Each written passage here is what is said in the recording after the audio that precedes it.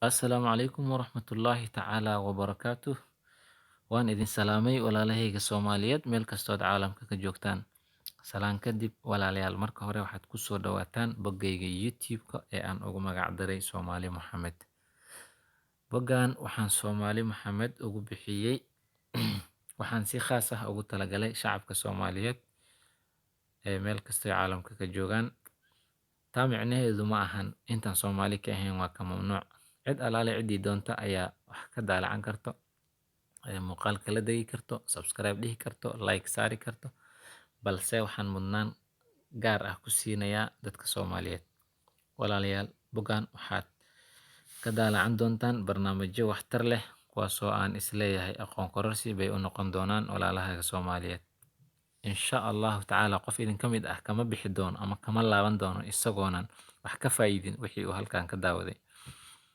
Waxaa jira waxyaabo badan oo ay muhiim tahay in uu qofku barto oo muhiim u ah noloshiisa, balse haddana aan goobaha waxbarasho sida iskoolada iyo dugsiyada iyo madaarista aanan lagu baran. Sidaa darteed marka boggan waxaanan fiiro gaar ah ama mudnaan gaar ah ku siinayaa muuqaalada gaagaaban ee aan saa u dheereen 2 daqiiqo, 3 daqiiqo, 5 daqiiqo. Haddana mar alle markaad daawatid aad ula dhici doontid oo aad maskaxdaada adigoo waxyaabo badan ka buuxaan ka bixi doontid.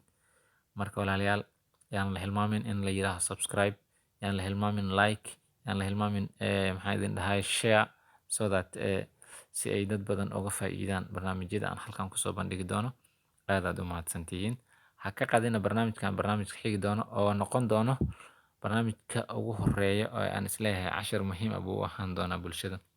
Barnaamijka wuxuu noqon doonaa haddii Ilaahay may dhihin sida loo xirto garawaatiga. Sida loo xidho garawaatiga. Dad badan oo anaga naga mid ah ay ku adag tahay ama waa ku dhib ama maba yaqaanaan sida loo xidho garawaatiga.